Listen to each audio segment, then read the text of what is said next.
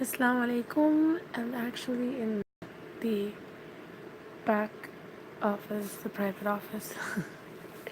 I'm here and I'm like, um, I'm supposed to be on work time right now. I'm gonna start in like after 10 minutes because I have an incredible amount of things to do. But before that, I thought, why not take a moment to give you two things, which are something that just I was inspired with to talk about. The first being this Satan or Iblis, right, had so much, well, Iblis itself, himself. Iblis, this entity Iblis, had so much knowledge. The type of knowledge that majority of us will never have, right? At least not in this life, right?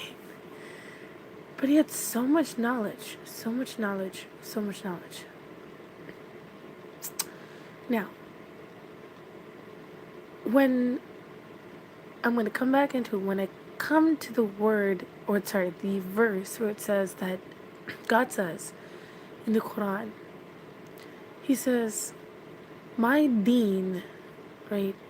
And deen compiles of pretty much everything, like the way, kind of like everything together, like the way that you live your life, technically everything that's subordinate or sorry, like coordinating with each other, just compiled together, deen, Um, he says, God says, my deen is for those you know, whom are, like, whom are, whom are seeking wisdom, have knowledge, and are understanding.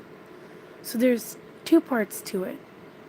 So God says, my deen is for those whom are, have wisdom and understanding. So why is this so important for such a small verse to get one of the greatest, you know, like things that Satan or Iblis or Shayateen or the prideful ones, even amongst the earth, are missing? They have the knowledge, but they don't have the understanding. So Satan or Iblis or whatever, the prideful one, he had all this knowledge, but he didn't understand that if he had disobeyed God, right? If he had disobeyed God, that this is what would happen to him. So all this knowledge that he had was truly void because he didn't understand that, okay, that this would occur, you know. So that's one thing as humans, we need to have. There are many people, that you'll come across which have the wisdom, but they don't understand what all this wisdom will or can lead you to. A lot of wisdom, okay, when the knowledge came, there's a verse in the Quran which says, and and when they received the book, right, and the knowledge came upon them, something of the sort, right? So when they received the book, and of course the wisdom or the knowledge came upon them, it is only then, when they what they became arrogant. So after receiving knowledge, it is such a strong thing to have that people become prideful without understanding that you knew nothing to begin with in the first place. And it's a favor unto you to receive that knowledge and to stay within humility in humbleness, So when the knowledge comes onto you, you need to understand it's a very strong and, it's a very strong, strong, strong gift that's being given to you. And you need to be humble before your Lord, technically, before your Lord. You need to be fearful of such a thing where you think that, okay, you on your own are sufficient, you know, or you are the one who, had the knowledge to begin with, you know. So things of this sort, things of this sort, and, with the understanding aspect, you have to be understanding how, though. You have to always think that, okay, if something doesn't work out here in your life, something's not working out, that's because there could be something better for you. Okay? But here's the understanding part to it. Oh, if there is something better for you, what are you doing to obtain something better for you? Do you think it's just gonna come just like that? Let me ask you something. Does payroll, a paycheck come to you just like that? No, right? Come on. You gotta work for it in order for it to come. So in order for God to prepare something better for you too, you gotta work for it. You gotta ask for it. You know. You gotta ask for it. You gotta work for it. Those are two things, that are part of understanding. Knowing that even if God has something better in store for you, it's because you're working for it, you're asking for it, and inshallah, Allah subhanahu wa ta'ala will give you something that's better for you. Okay, so that's that. And so he was missing understanding. Shaitan was missing understanding. He had the wisdom. Wisdom also comes with pride, and that's one thing that God talks about, which is, what Iblis had. The two most, things that are apparent, that are the most, astaghfirullah, known attributes of Iblis, pride, and the second being uncleanliness, being dirty. Okay, so dirty in the thoughts, dirty in the mind.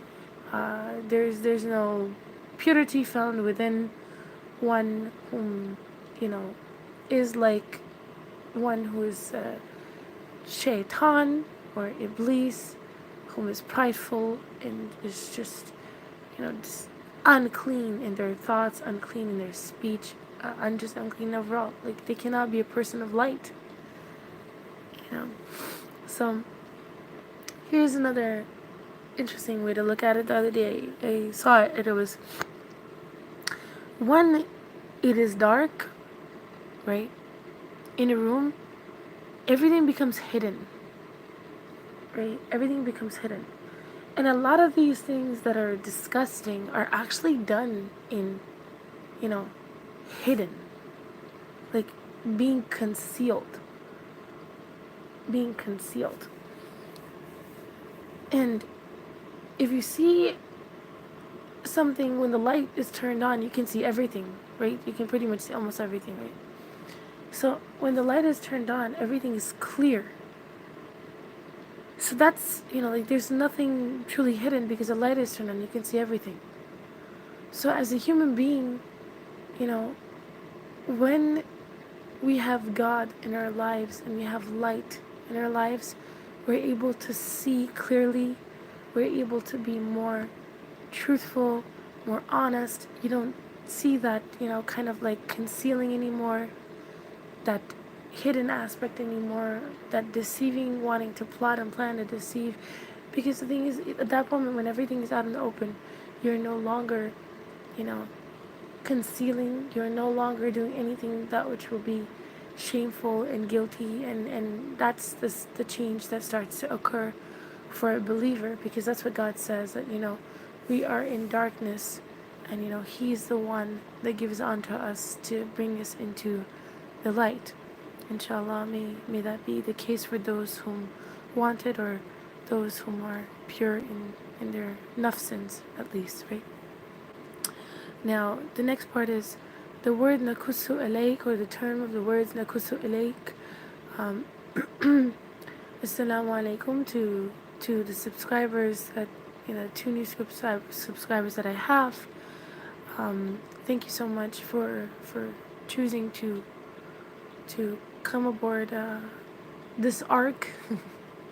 Thank you so much. May the Lord guide you on to the truth, and may the Lord bless you with wisdom and understanding, and bless you all the way till you enter the kingdom of the Creator of the heavens and the earth, inshallah.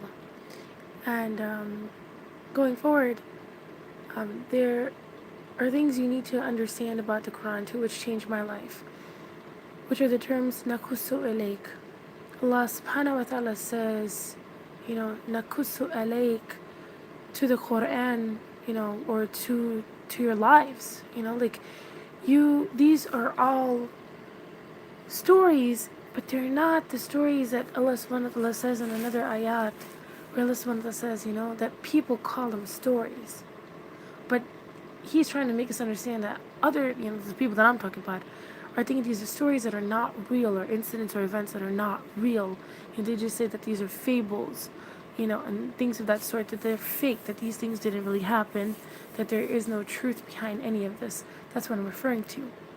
But when I say stories, just to clarify, I mean like events, like realistic events. Majority of the world that thinks in that manner will think of it as nonfiction.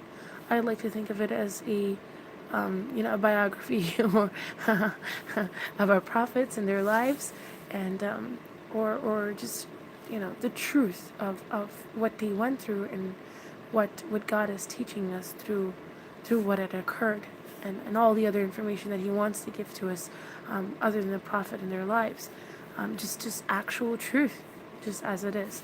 So we're supposed to go ahead and take this and truly relate to it in our life, so we can use these truthful, realistic examples to learn from.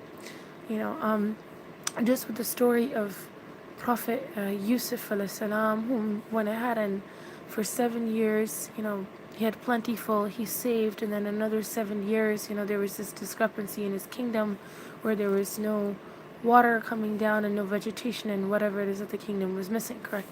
So with that, we also learned something else too, which is when we think of things like during tax time right now, as we're doing taxes, we understand that these people have, a withholding also for Social Security.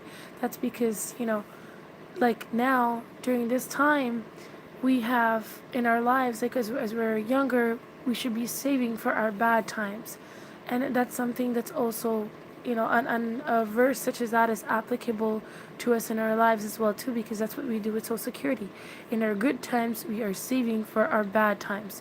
So, things of that. So also, like, for example, the story of Musa alayhi salam, who worked for like 10 years or 12 years or 8 years or however much it is that he accurately 100% gave in, and then the extra 2 years that, if he wanted to give, he gave. But that's another lesson that we learn too, that okay, look, on a normal workday, truly saying to say that okay, in a normal workday, a normal average person works about 8 hours. Think about it, on the average was I guess it was 8, 8 years, and then the 2 years would have been 10, but again, that's another video that I had done prior to, which would actually give you the accurate ayat. And in reality, that's what we do too. Generically, we work about 8 hours a day. Sometimes if you want to work a little bit more, that's overtime. So, we look at that as an example, and we can implement that in our lives, that look, even if you work 8 years of your life or 10 years of your life, and you were to actually spend from out of what Allah subhanahu wa ta'ala gave to you, and you're actually able to save, you're pretty much in perfect mint condition, just because you listen to the guidance of Allah subhanahu wa ta'ala. You listen to Him telling you how to plan and map out your life. He wants to give it to you, Also, another thing, in terms of life, did you know that Allah subhanahu wa ta'ala can extend it? Because God says that too. He says He is the one, if you pray unto Him, He can extend your life. And He's the only one that can. Incredibly enough, there are verses in the Quran which will give you even how, okay, here's another topic I want to touch. Isa alayhi salam raised the dead to life. Okay, this is a permission that was granted with the authority of Allah subhanahu wa ta'ala, Ya Rabbil Alameen. He was Masiha ibn Maryam, son of Maryam, physical son of man. Peace and blessings be upon him and his mother and the family of Imran. And we look at his life and the things that he was capable to do by seeking the permission of Allah subhanahu wa ta'ala, as per also notated in the Injil or in the Bible. Okay, as they see, what's it called? Prior to Council of Nicaea, in whatever portion of that Bible is truly our Injil. But we understand that to be correct and truth, that God did give the Messiah these, miraculous, things that he had done when he was on the earth. So how does one, question, how does one raise the dead to life? You want to know something? Oh my goodness, you will not believe this, but it is in the Quran. It is in the Quran. God might not give you permission to do that, but how it's done is there. It's there. And I was completely, it was so interesting. It has something to do with a calf too. It has something to do with a calf. And interestingly enough, even when Fir'aun, one of the signs that his kingdom had, were the firstborn of the Egyptians now, or whomever was amongst those of Pharaoh's, kingdom, like in terms of the army and their children and stuff like that, amongst the firstborn, in retaliation to what had happened to the Israelites, the Bani Israel, the firstborn of them, when they were going to be taken, going back to the Injil, right? This is going to be a part of the Injil because it has a little bit more on the 9 signs that had occurred. So, they were putting something, that was giving them the mark of distinction between the Bani Israel, and then also the mark of distinction between the, I'm going to call them Pharaonites. Pharaonites. So the Pharaonites, right, they're amongst one of their last signs, I believe, if I can be correct, was that their firstborn was going to be taken too, right? And then that's when he got mad and he, came after Musa alayhi salam and all of the Bani Israel as they were leaving. So that was the reason, because it was amongst one of the last signs. If it wasn't the last sign, it may have been the last sign, and they got really, really mad. But what was the distinguishing between, when Malaika al-Maut would come, to take the ruh of these children,